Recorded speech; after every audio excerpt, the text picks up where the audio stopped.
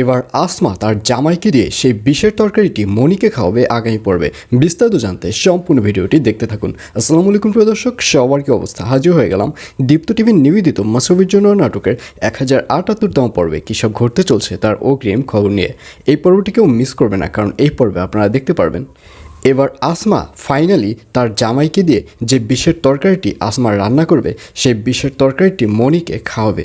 অর্থাৎ আসমা খুব ভালো করেই জানে যে মনি তার জামাইকে সহজ সরল একটা ছেলে হিসাবে খুব পছন্দ করে, আর এর জন্যই তার জামাই যদি ওই তরকারিটি নিয়ে মনির কাছে যায় তাহলে মনি কোনো সন্দেহই করবে না, মনি নিঃসন্দেহে ওই তরকারিটি খেয়ে ফেলবে।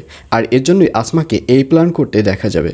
তবে তার জামাইকে দিয়ে ওই তরকারিটি মনির কাছে নিয়ে গেলেও মনি এত সহজে ওই তরকারিটি খাবে না, কারণ তার জামাই মুখ থেকে প্রকাশ না করলেও সে চোখের ইঙ্গিতে মনিকে বুঝিয়ে দেবে ওই তরকারিটি যেন মনি না খায়। আর এতেই মনি বুঝতে পারবে যে এখানে কিছু একটা গোলমাল রয়েছে।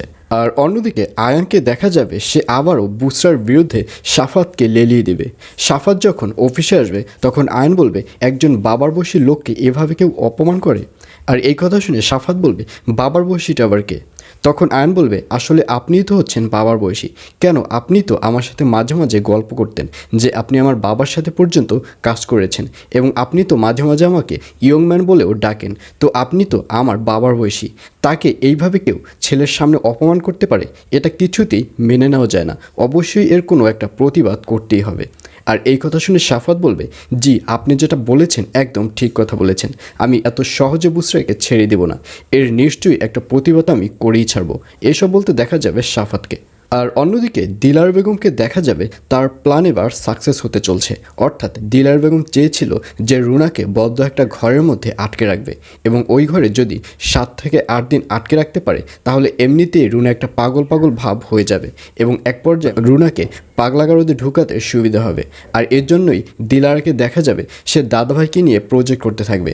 আর ঠিক তখনই দাদাভাই কাজ করতে করতে দাদাভাই বলবে, এখন আমার কফি খেতে ইচ্ছে করছে।